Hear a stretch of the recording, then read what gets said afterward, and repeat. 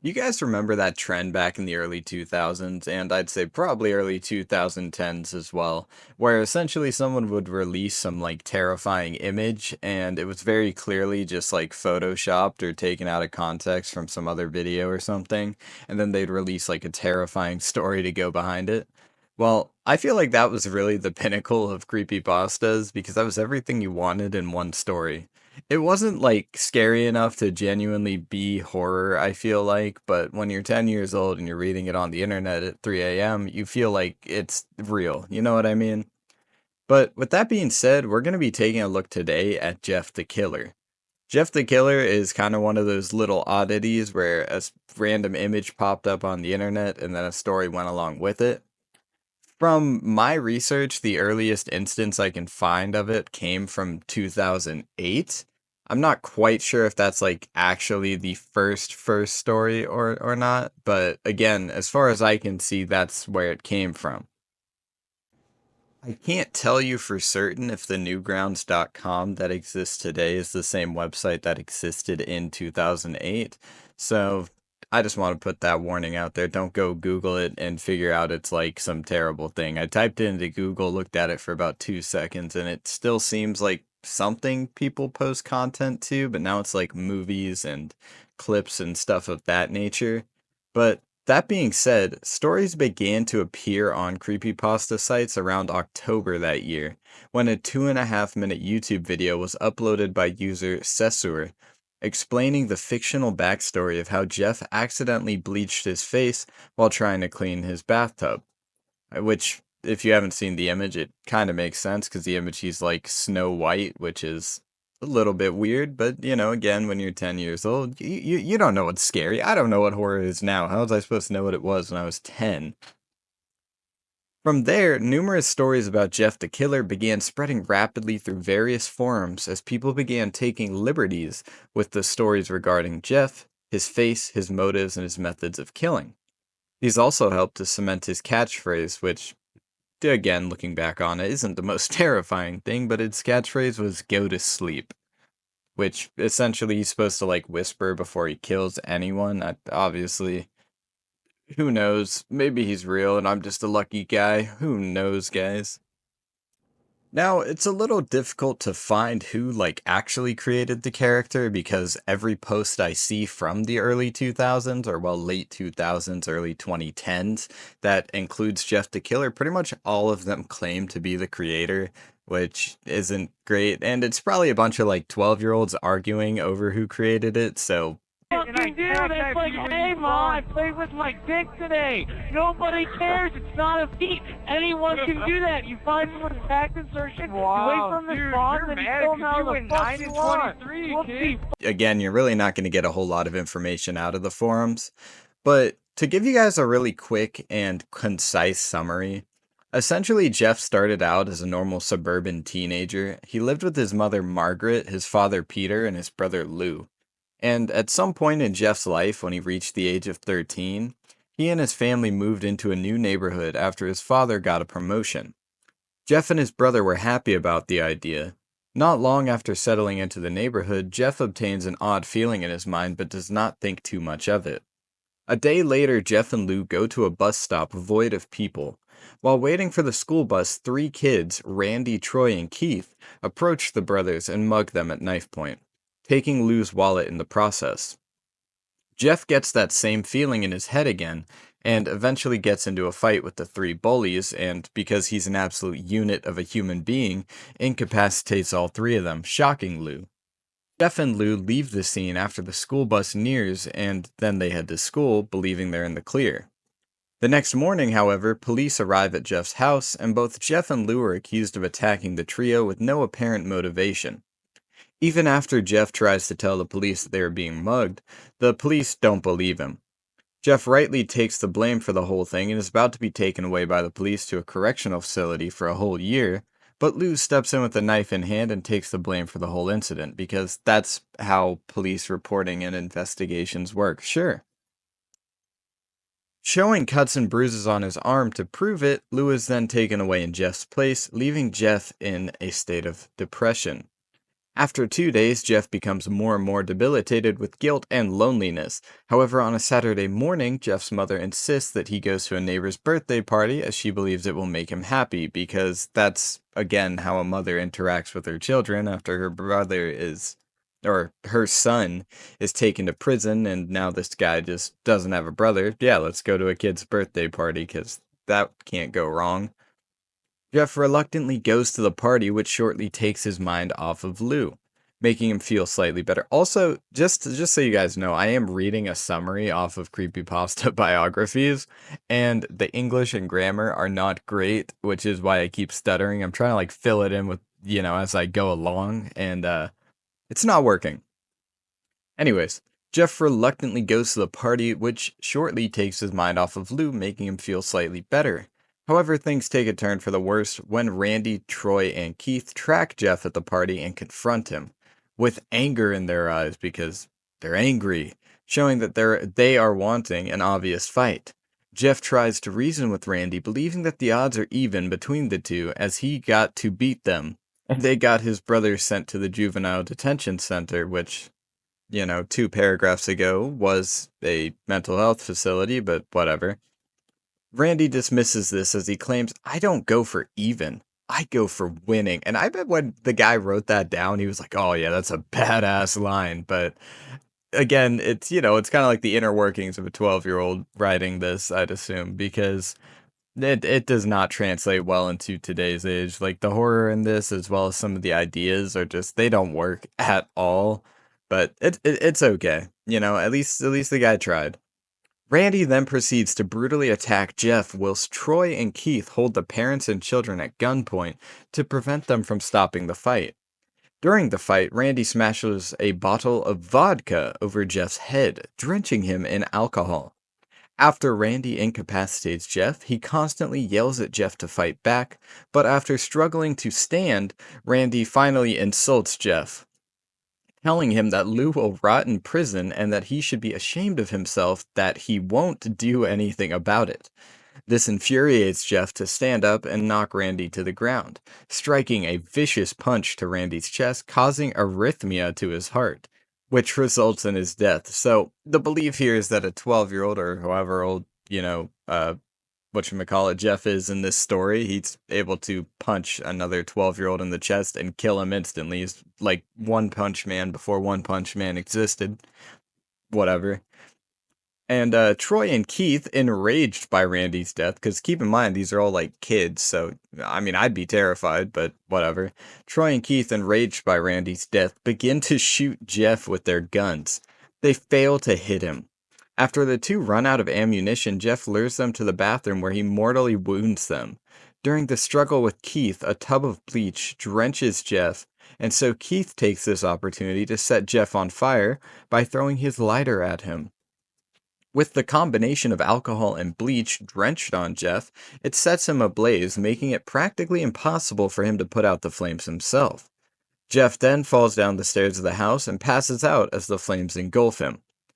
Jeff wakes up in a hospital room with bandages covering his face and body, and is informed by his mother that Lou is being released from jail after witnesses overheard Randy mention that he was responsible for getting Lou in prison. Yeah, enough said. Several weeks later, Jeff's bandages are removed, revealing his face to be deformed. Jeff takes a liking to his face, and when his family notices the behavior, the doctors mistakenly assure them that it is a result of the painkillers. Like, that line, again, this is a summary, but doesn't really make a whole lot of sense, because yeah, I did go back and actually read the entire story before this video, and my brain was sitting there like, you're telling me they have an issue with him just being like content with his face? Because at the end of the day, it's just kind of what he has now. He got burnt, so like, why would you be mad about that? Just let the kid live his life. Let him be, right? When taken home that day, during the night, Jeff's mother wakes up to find Jeff in the bathroom, burning out his own eyelids and carving a Glasgow smile up to his cheeks. She realizes that Jeff has gone insane and knows he needs to be killed. Like, what? His mother's not like, oh, maybe we should get him some mental help. He's just like, oh, gotta put him down. That sucks. When informing Jeff's father, Jeff overhears this and proceeds to butcher his parents. Lou wakes up from the noise and tries to avoid it by trying to go back to sleep. However, Jeff creeps into the room and tells Lou to, and I quote, go to sleep, before plunging the knife into his chest. Lou's fate is then left uncertain. Bro, he's dead, bro. He's dead, man. Jeff then goes on a serial killing rampage, killing those who refuse to sleep at night. Jeff becomes infamously known as the ominous unknown killer. I the jokes write themselves. I mean, they write themselves. So again, that's just like a kind of short summary. The actual reading for this is probably like 45 minutes long or something like that. I don't know. I didn't measure the time it took me to read it. But anyway, the story is, it's not great. It's not great. But the cool thing is that Jeff the Killer isn't really the story. He's more just the image itself, right? Because again, in the early 2000s and 2010s, the whole thing was like, oh, scary image, make story. So it let a couple other people also make stories about it that ended up being like similar, but from my understanding, this is the basic, canonical storyline for the Jeff the Killer. It doesn't make any sense at all, and it was obviously like written through the eyes of a child or like a teenager, and that's why so many things are just disjointed.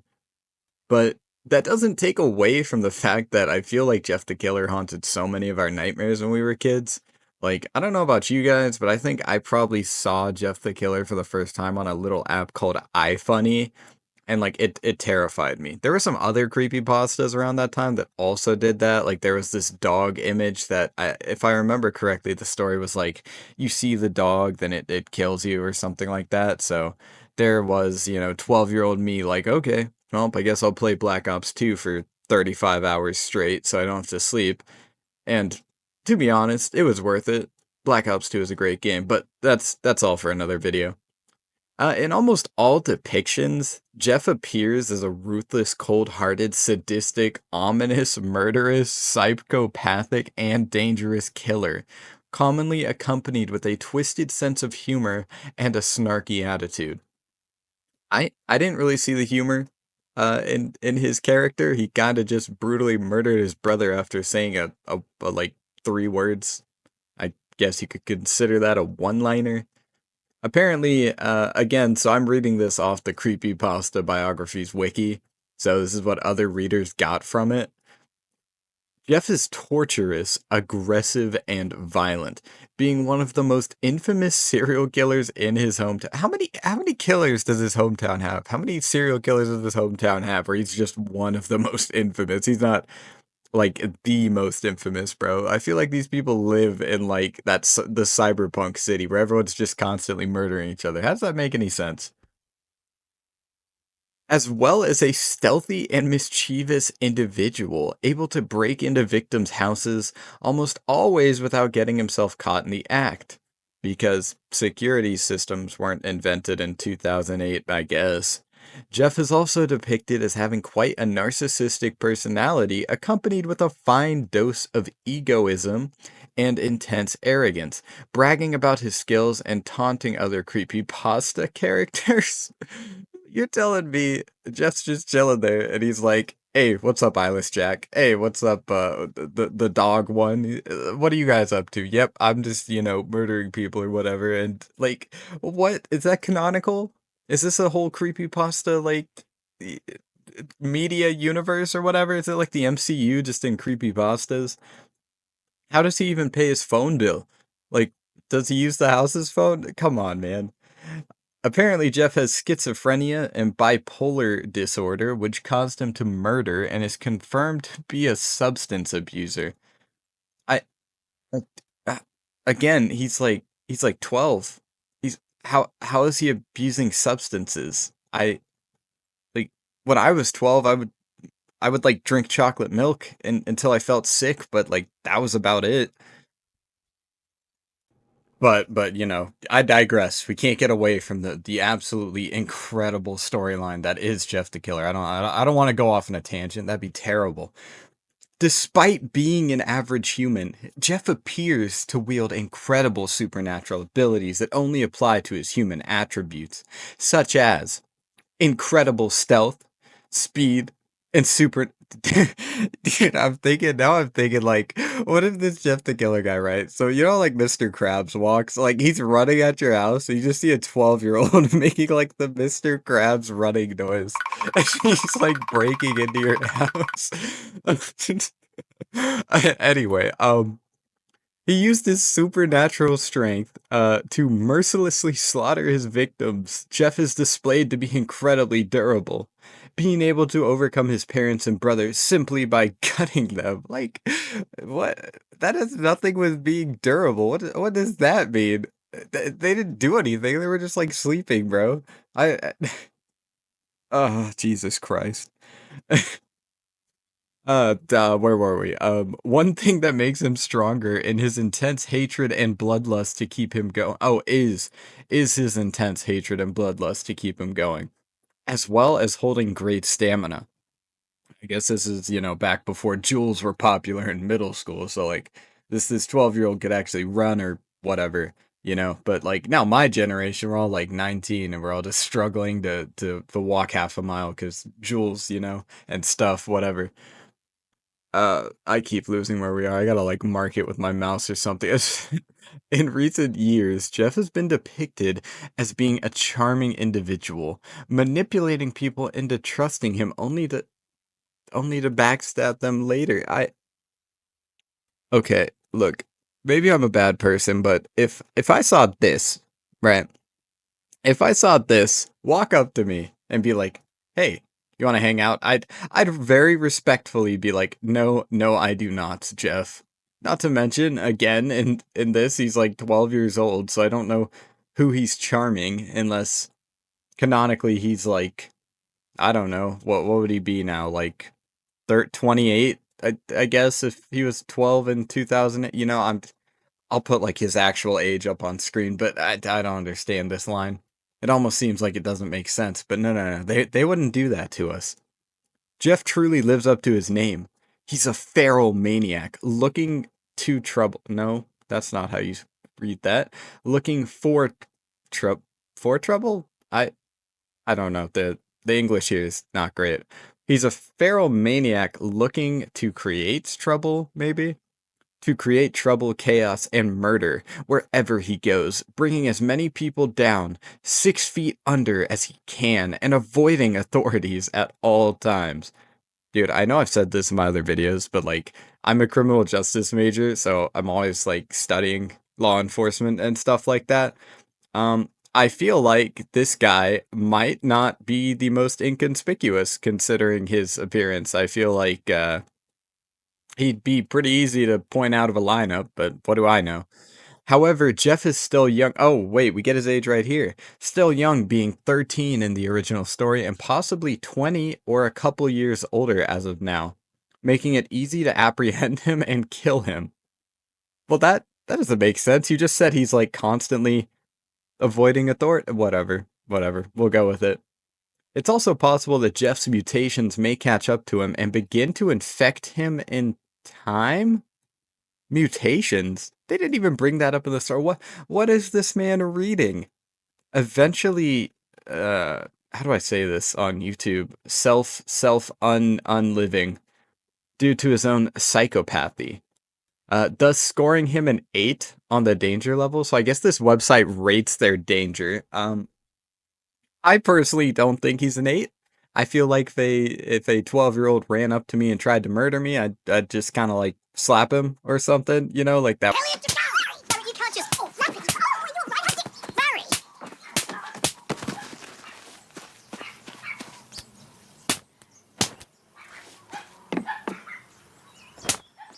Righto, what's going on here? Sir, I'm arrested.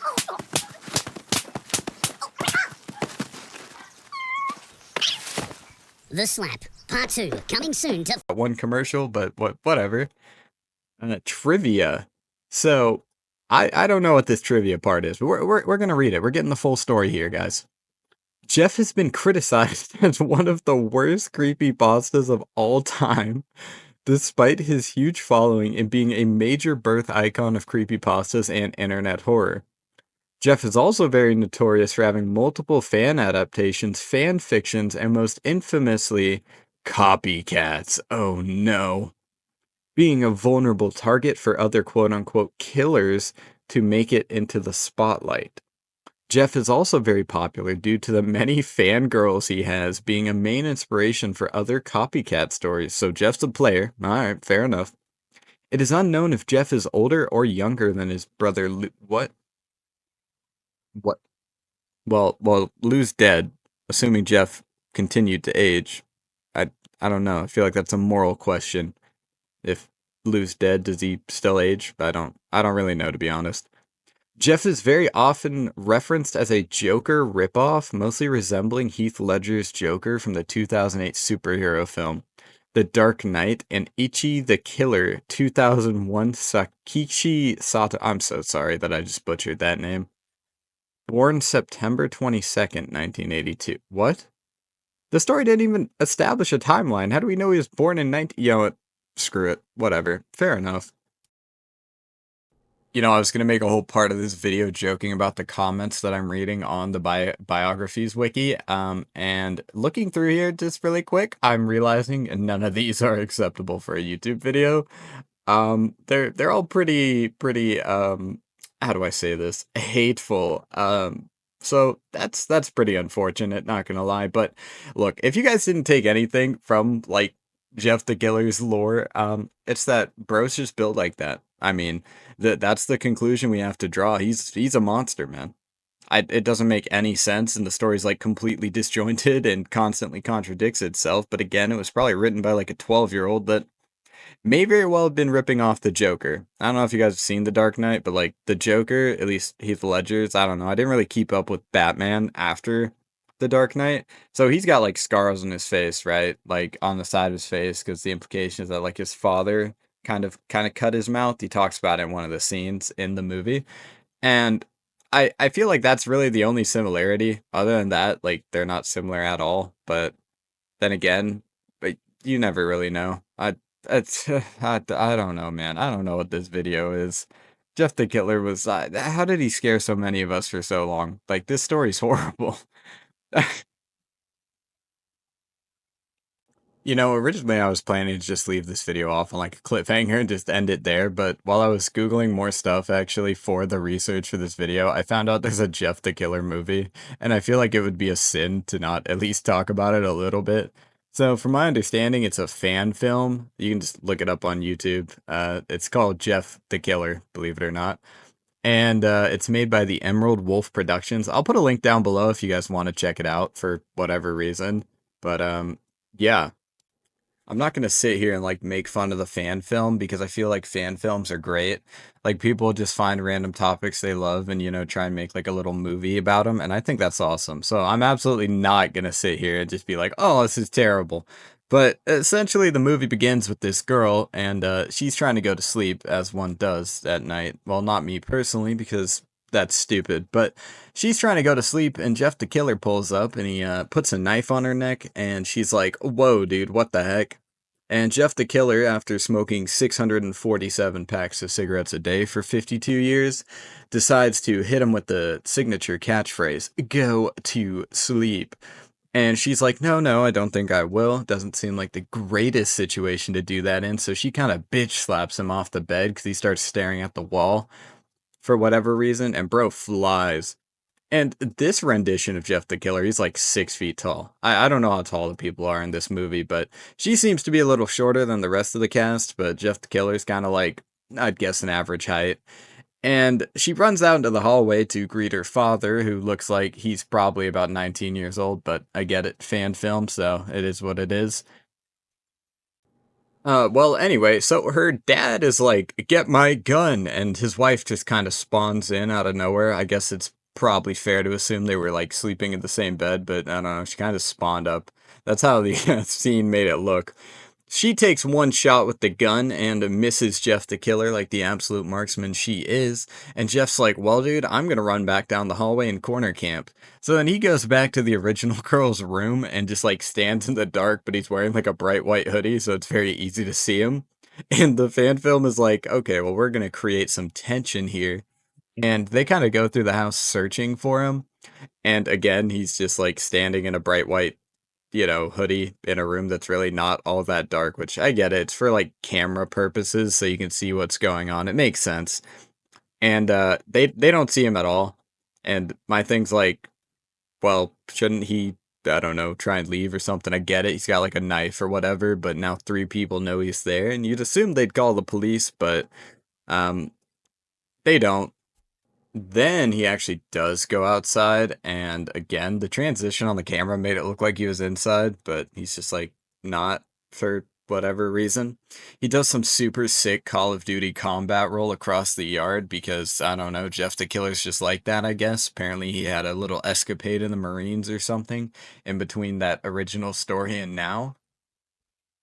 The dad in the next scene actually does like the smart thing, to be honest, that I feel like you never see horror movie people do. And he literally just nopes the fuck out of there, slams the door closed, and closes the window. And he's like, yep, I'm out.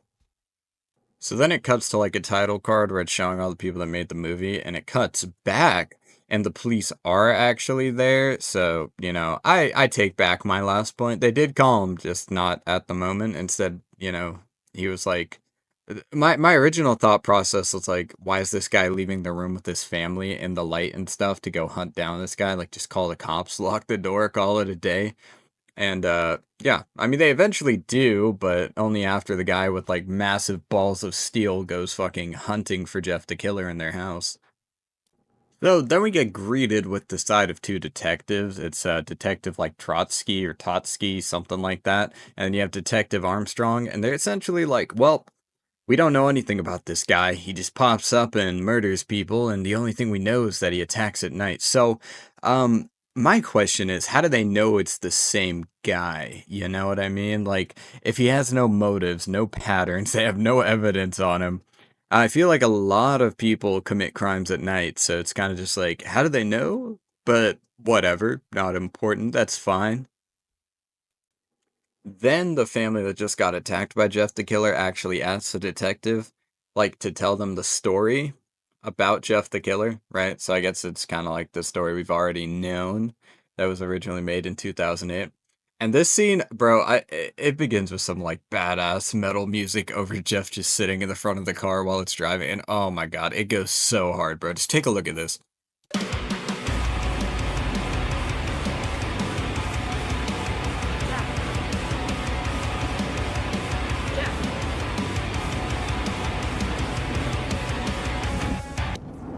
Then Jeff and his mother have this conversation talking about how they just pulled up to this new area, right? And like Jeff's getting a new start and stuff like that. And she's like, well, Jeff, at least you shaved your face. And Jeff's 13 or 12, so like bro's already growing facial hair. I don't know. Maybe I'm just different. I didn't start growing facial hair till I was like 15, and even now I have like nothing on my face, just like a little mustache. I don't know, man. I mean, he's like a 6 foot tall 13-year-old, so he's on trend or something. He's just built like that. I don't think there's any other way to explain that.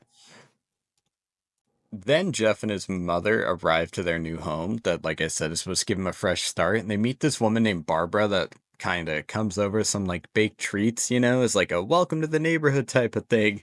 And Jeff is pretty much just like, fuck you, Barbara. He doesn't say that, but like he's so uninterested, and I get it. They're trying to convey that like he doesn't give a shit.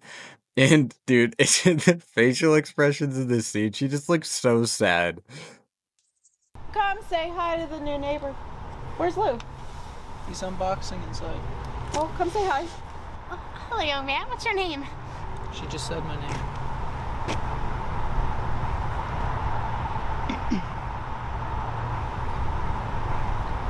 Jeff. Don't be rude. Come here, Jeff. Don't worry about it. I didn't really like new people when I Then Jeff meets his future homeboy Billy, who's the president of the book club and a straight A student. Billy, being the absolute Chad he is, and with crazy intuition, nopes the fuck out of there. He's like, no way, dude, I don't want to know those people, I'm out. And he runs off down the street. Billy's honestly, he's a character, he's great. Then Barbara and Jeff's mom talk about hosting a party, which is like a great way to meet all the new neighbors and stuff, which is obviously just the party from the original story where everyone gets brutally murdered and some not so great stuff happens. Then we get to meet Jeffrey's father and we get to meet his brother, and they're all in the kitchen talking about how they don't want his mom to host this thing, this little party for all these people to come over. And through the power of female persuasion, she's just like, well, we're going to do it. And everyone else in there folds like lawn chairs, and they're just like, okay, we'll do it, whatever. And Jeffrey's like, bro, ain't no way. So he runs off to his room.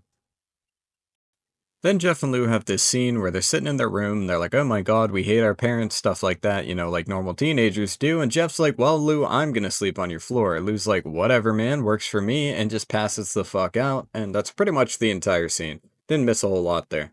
Then while Jeff and Lou were straight vibing, walking around the sidewalk in their new neighborhood, three random generic bullies pull up and are like, what the heck, guys? Happiness? We can't be having that. So they decide to get into a good old Western standoff. And by that I mean they just shit talk each other like it's a COD lobby for a couple minutes.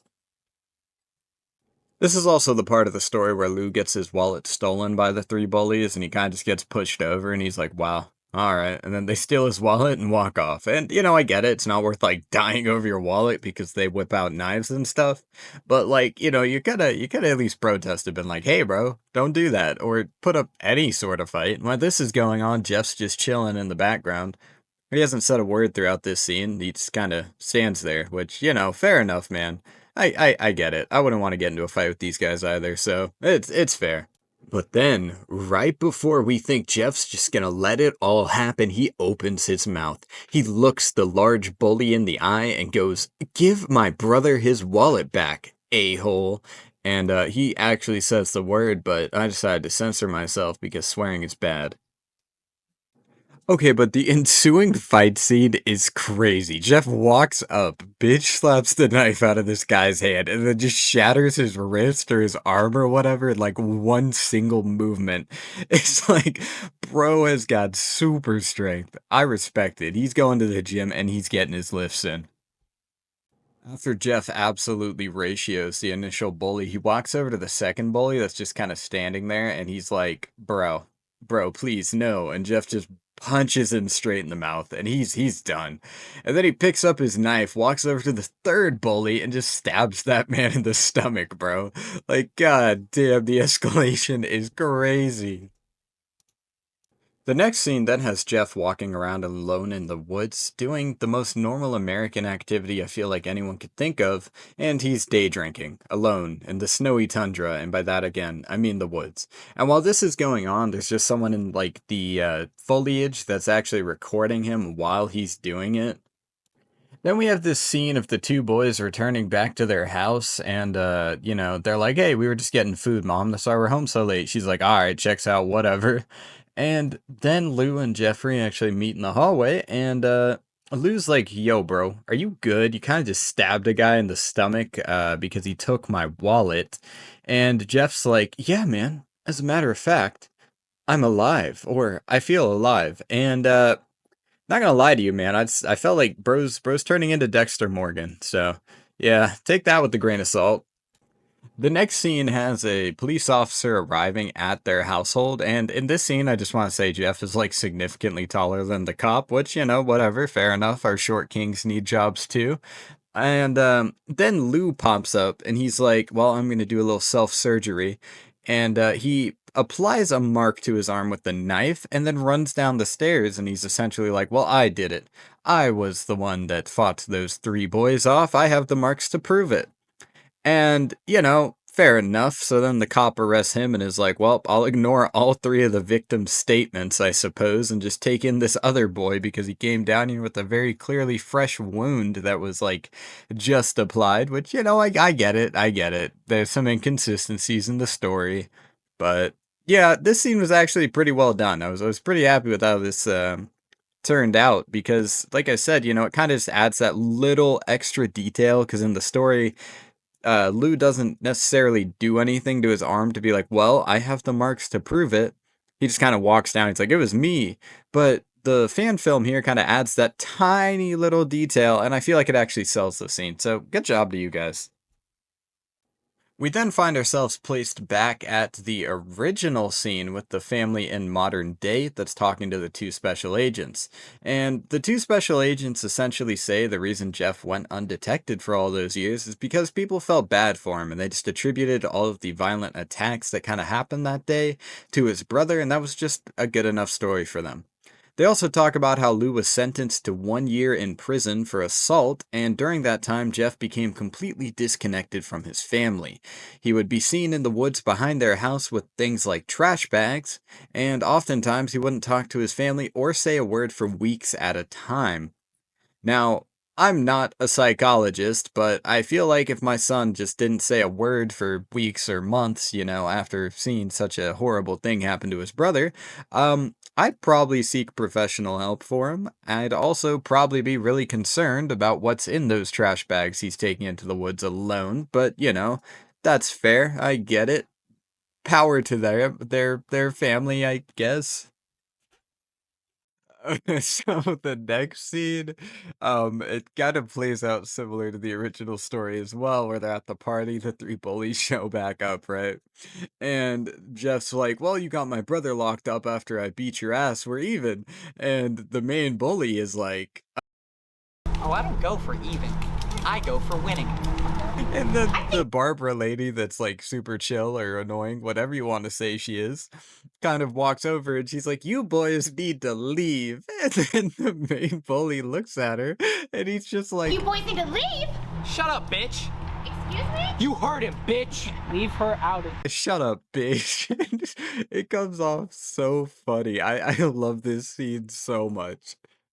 Then the bullies proceed to beat on Jeffrey, throwing him in the house, and just like in the story, the two throwaway side character bullies whip out guns to keep the parents at bay. While in the house, the main bully guy, which I still haven't given a name because I don't feel like, agreeing with the story is ever a good idea, so he's just main bully for the rest of the video, decides to waterboard Jeffrey with some Kettle One vodka, which, to be honest with you, doesn't seem like that bad of a time, but Jeffrey takes quite an issue with it. Then the, chronological order of the movie kind of moves around a tiny bit, and it's not so linear. We cut back to that scene of Jeffrey day drinking like a true American in the woods, where he comes across the carcass of a small animal. I can't really tell if it's supposed to be like a squirrel or a bird or what, but he starts doing something which is pretty disturbing and macabre for this fan film, to be completely honest with you. He starts messing with its innards, and then he's about to, drip the blood into his mouth or eat a piece of it or something like that, when this random dude that was recording in the background, that's very clearly a grown-up, decides to walk up to him and be like, what are you doing, freak? That's weird, bro. And Jeffrey's like, well, I wasn't doing anything. And the guy grabs Jeffrey and he's like, I have it all on my phone, before smooching his phone like a champion. And then Jeffrey's like, give it to me. They get into a little bit of a scuffle, and he beats the absolute living shit out of Jeffrey. He repeatedly kicks him while he's on the ground, and then we cut back to the party. Jeff then proceeds to go on an absolute rampage, killing all three of the bullies. He punches the first guy to death, just like in the story.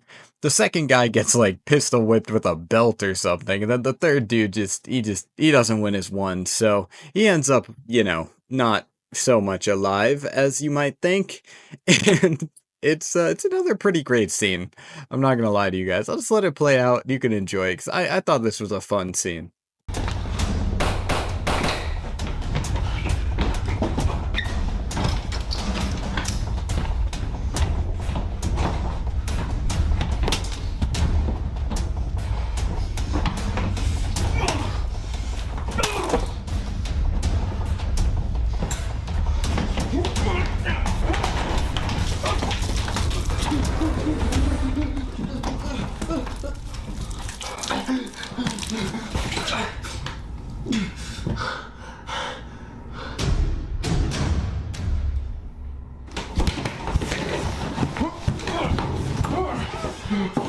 Why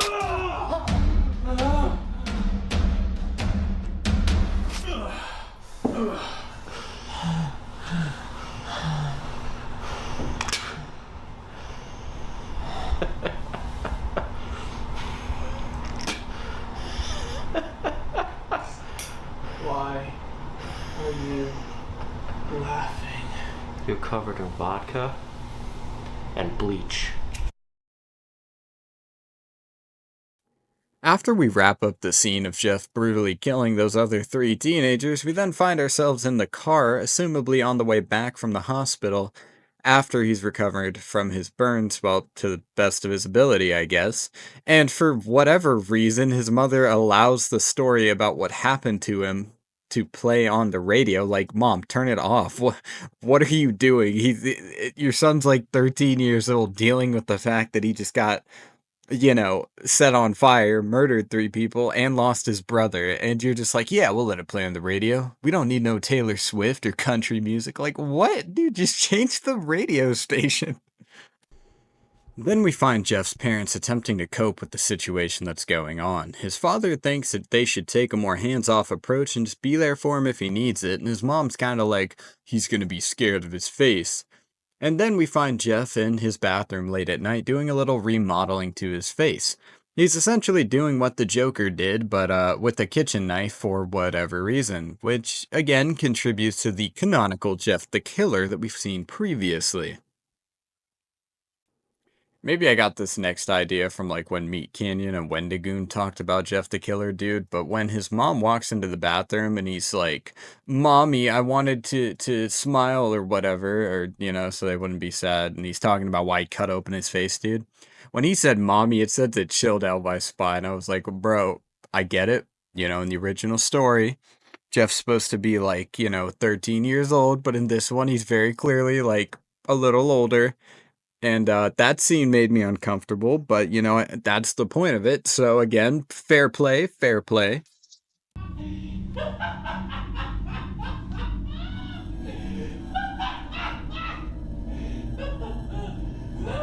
Jeffrey?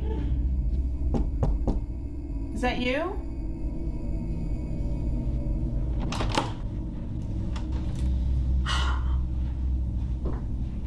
What did you do? Well, Mommy, I wanted to make sure that you and Daddy got to see my smile for the rest of your life.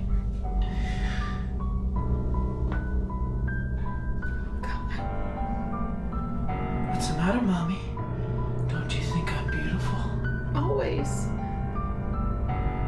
Good night. Good night, Mommy.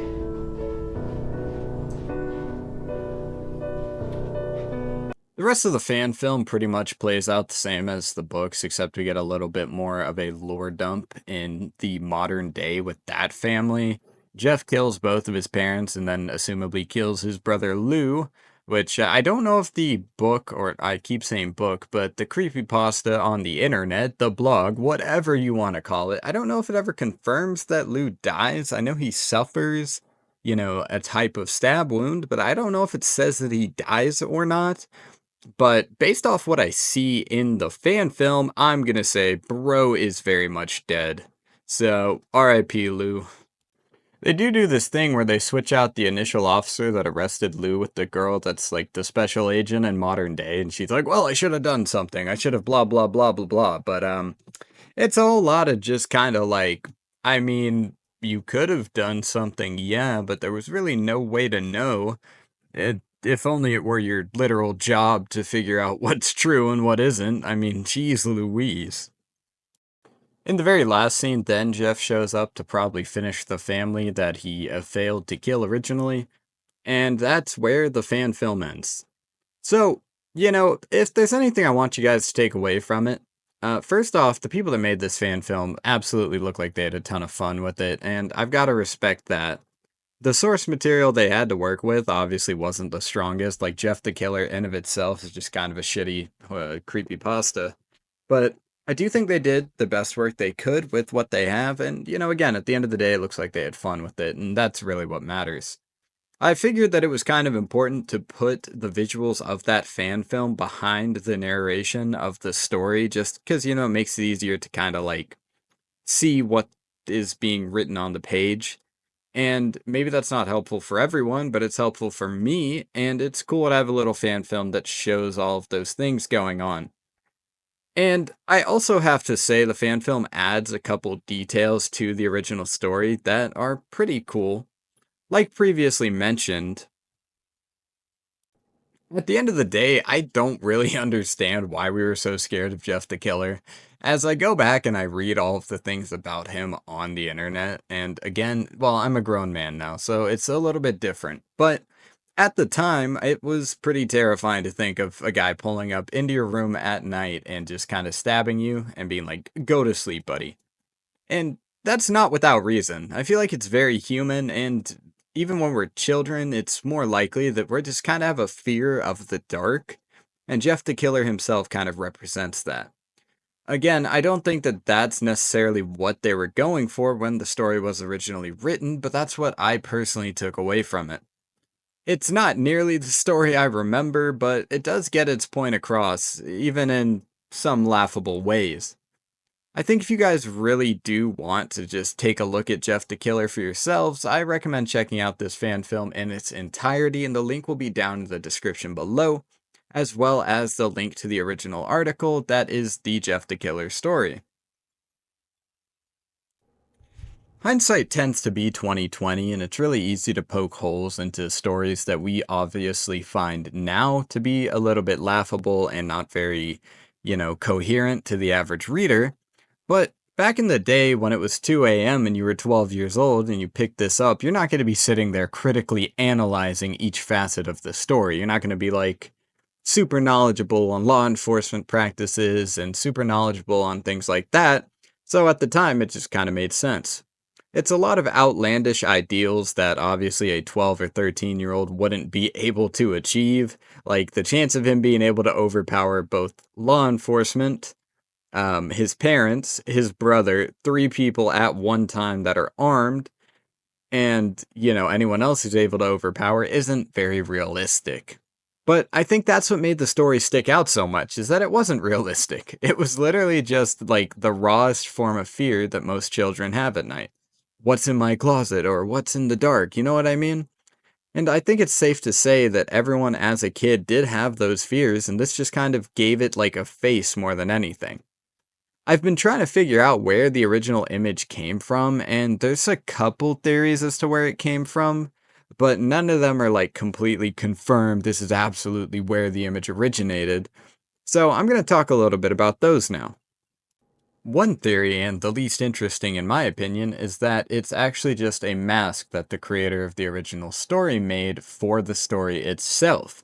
I saw this in a Reddit thread where someone was absolutely hell-bent on proving that that was the definitive origin of the Jeff the Killer image, and pretty much everyone in that thread decided to shit on him and be like, that was debunked, what are you talking about, dude, you're a liar. So I feel like that's probably not very likely that it is that, but I mean, who knows? It could be. Another theory that I heard is that it's actually an image of an actual girl that was reportedly a victim of, well, self-unaliving. But that's also fairly difficult to prove, and the idea is that it's just a photo that is, well, distorted, and originally it was this girl. But I feel like that's probably just a bunch of rumors that kind of attached itself to the image to make it more scary. And this is also something that not very many people seem to agree with. And then the third theory, which I personally believe is the most realistic theory, is that the image that we have come to know as Jeff the Killer is pretty much just the product of a bunch of bored guys that were messing around on Photoshop one day. Probably took some random image of some untraceable girl off the internet, or guy, I mean it's kind of hard to tell which gender the image is, and then photoshopped it. And this seems to be like the conclusion that most people around the community have drawn as to where the origins have come from, but tell me down below what you guys think. I feel like the origin of the image is not the most important, as it doesn't really matter at the end of the day, unless it is some absolutely heinous act of crime that made its way into the story, but like I said, me personally, I believe that it probably is just the byproduct of someone photoshopping an image that was already on the internet. I mean, there's an endless reality of, theories that actually pertain to the image itself, talking about where it came from and who made it. And some of them are pretty cool, but I also feel like most of them probably aren't the most realistic. So, like I said, at the end of the day, it probably is just a photoshopped image that 12-year-old us was like, oh my god, that's terrifying. But there's no way to know. Until someone comes out and is like, yep, I made it, and they're able to prove it, I guess we'll really never know, but perhaps that just adds to the mystery. However, that will be the end of the video, guys. I hope you enjoyed this retrospective on Jeff the Killer, his origins, why he scared us, and what he has become now. And if you did enjoy the video, feel free to go down below, drop a like on the video, subscribe to the channel, and click that bell notification if you're feeling super graceful, as it will tell you each and every time I upload a video, which I am trying to make a regular occurrence, so wish me luck on that journey. But like I said, guys, if you do want to check out any of the articles or video that I spoke about in this video, feel free to go down below to the description, and I'll have all the links and other cool things you can check out down there. But I would like to know your thoughts on Jeff the Killer. Did he scare you as a kid, and maybe he still scares you now? If he does, that's totally okay, and I just want to know a little bit about why. Do you think that he just represents the unknown, or what's lurking in the dark just out of sight? Or is he merely just another serial killer hyped up by 12-year-olds on the internet? Let me know down below. Thank you so much for watching, and I hope you guys have yourselves an absolutely incredible day. It's been Payne, and I hope to see you in the next video.